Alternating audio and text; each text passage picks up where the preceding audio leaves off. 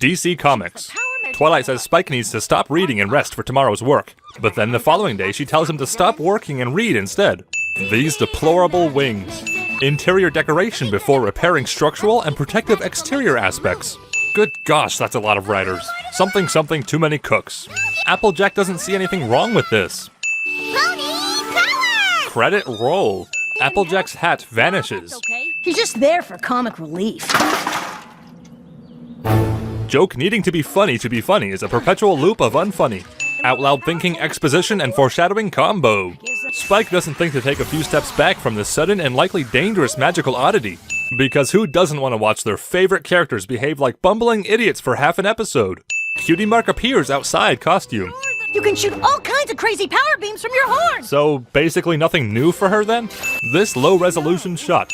Maretropolis has a large amount of mechanical parts floating through the air for some reason. Main characters are trapped in a tornado all this time, and for some reason, Spike feels like the useless one.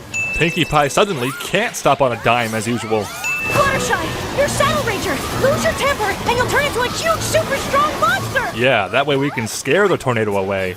Just think of something, anything, and your bracelet makes it appear! Even a portal that leads home?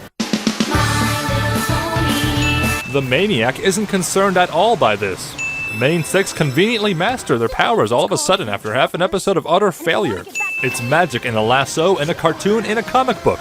Don't question it. So the six of us Power Ponies will Oddly take care specific of exclusion. So much for element of surprise. The focus group said she wasn't marketable. Guess I'll just hang back here doing nothing. He said, before moving forward. The storyboard is visible through this crack. Freeze ray! Twilight's bad habit of calling out attacks from her short-lived LARPing phase. Yep, this pony's dead, no doubt about it. Hypothermia is no joke, kids. Maniac's animation suddenly resets. Our heroes, everyone, equipped with special powers, and yet they decide charging into a magic freeze ray is the best course of action. Pinkie and her captor get their hooves stuck in the door.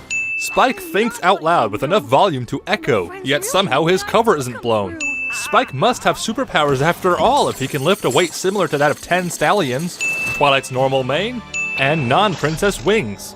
Wilhelm the hench pony. Fluttershy notices the Maniac hurt a firefly, but not the giant doomsday cannon pointed right at her. You hurt a teensy, little, harmless firefly? Nothing about this terrifying abomination is teensy or little. How is the day saved? They completely forgot the electro orb. Arbitrary, unexplainable magic is inexplicably unexplained.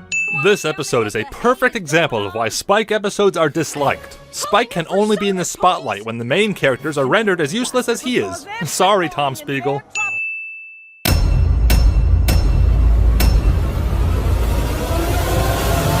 Technically, it's called Metropolis.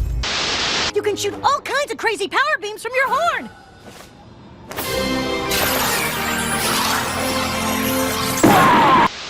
Think of something, anything, and your bracelet makes it appear!